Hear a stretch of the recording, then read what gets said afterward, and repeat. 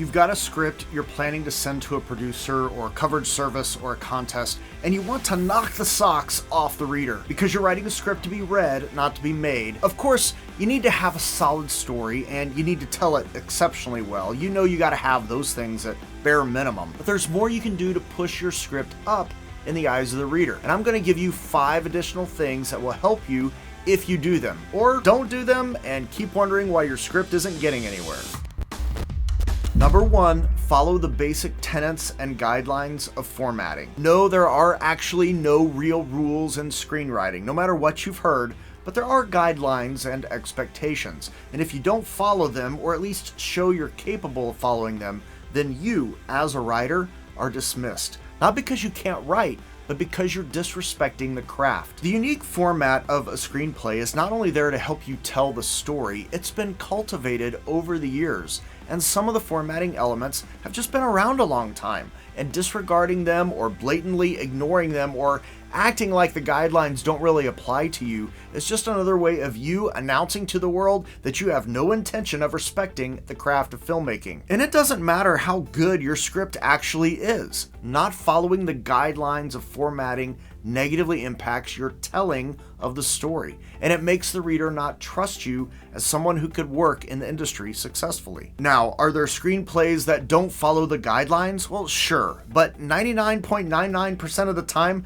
these are by writers who have already sold a few things and they've earned the right to deviate more than the average or especially new screenwriter. Can you deviate from the conventions and guidelines? Well, sure, as long as those deviations are helping you tell the story in a better way, and as long as you have demonstrated you know what the guidelines are. So typically, if you are going to deviate, you don't want to do that on pages 1 or 2, okay? Give some time. Show you can play within the guidelines, especially if you want readers to take notice. Number 2, keep it short. Screenplays should be between 90 and 120 pages. The sweet spot is 97 to 103, but leaning into the shorter side is better. Just think about it from the reader's perspective for a moment. The reader is looking for a fast, fun, easy read that is also a great story well told. One way to keep it fast? Keep it short. And have lots of white space on the pages, especially in the first 20 to 30 pages or so. You want the reader to get so invested in the story early on that before they know it, they're on page 37 and they think, I just started reading this and it's good and fun and fast and well told. One other tip that goes along with this is not just think about keeping it short as it pertains to your overall script.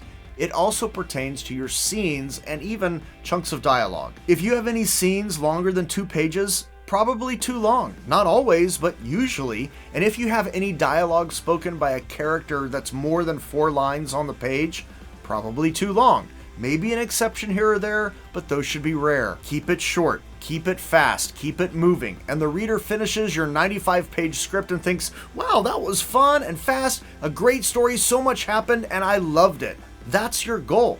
But to help keep their attention and interest, you need number 3. Number 3, memorable characters and arcs. Having good characters isn't enough. You need memorable characters. They are larger than life. They have great names that are easy to remember and distinguishable from every other character in the story. They all sound distinct and unique from one another, and they're people you want to go to dinner with, or at least have a conversation with them. Both John McClane and Hans Gruber are memorable, larger-than-life characters. They're interesting, they're unique, and it's easy to remember their names, and they make it easy for the reader to track each of them throughout the screenplay, and easy for the reader to imagine one other important thing, that they can imagine real-life actors wanting to play those roles. Now, this is more important for coverage and submission to producers, but it does play a part in contests too.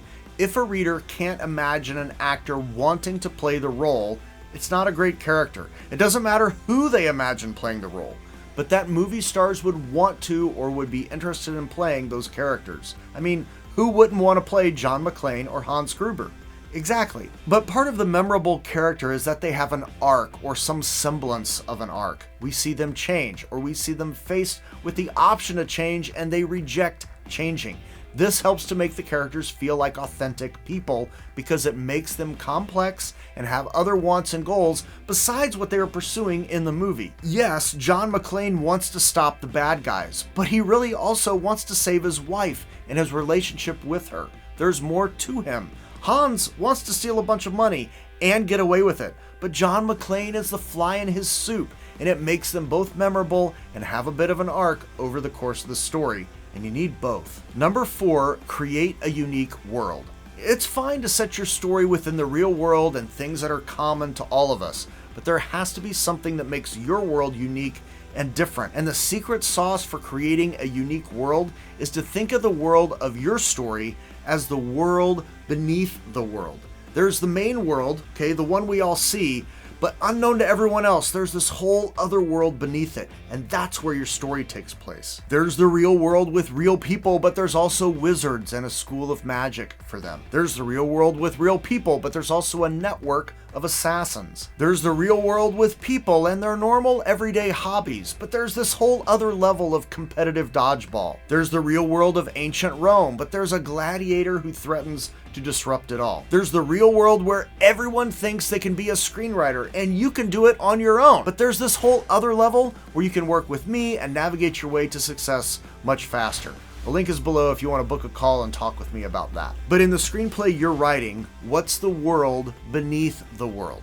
If you don't have one, your script is going nowhere. I'm sorry, that's just the reality. Number 5, a high concept story. A high concept is just a phrase that encapsulates the idea of your story in a simple but relatable way. Geneticists have figured out a way to clone dinosaurs from ancient DNA, and the dinosaurs run amok. An asteroid is on its way to destroy the Earth, so NASA sends the best deep-sea drillers to drill a hole in the asteroid and blow it up. An astronaut gets stranded on Mars and must survive long enough for a rescue mission to reach him. A group of criminals work together to do the impossible, rob a casino, and get away with it. After being released from a mental asylum, an intellectually challenged man must find a way to protect a young boy from a life of abuse. The reader writing the coverage, whether it's for a contest or a producer or whomever, has to generate the concept in a simple way. So you have to make it super clear and give the story to them in a way that the high concept is easy to discern. Another way to think about this is if the reader finishes the script. Okay, they finished it and they love it because it was formatted well, they trust you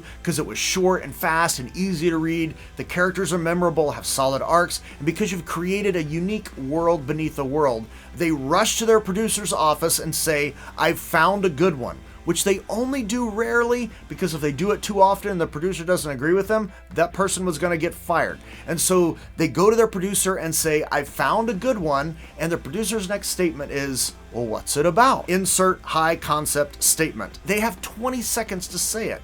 Can they do it with your story? And if not, they won't even knock on the producer's door. If they can, and if you're nailing all the other stuff, well, now you have a shot. If you want to know more about how a producer thinks, you should watch this. If you want to go to the next level in your screenwriting, and if you found value, fun buttons and links below, and when you tell a story that matters.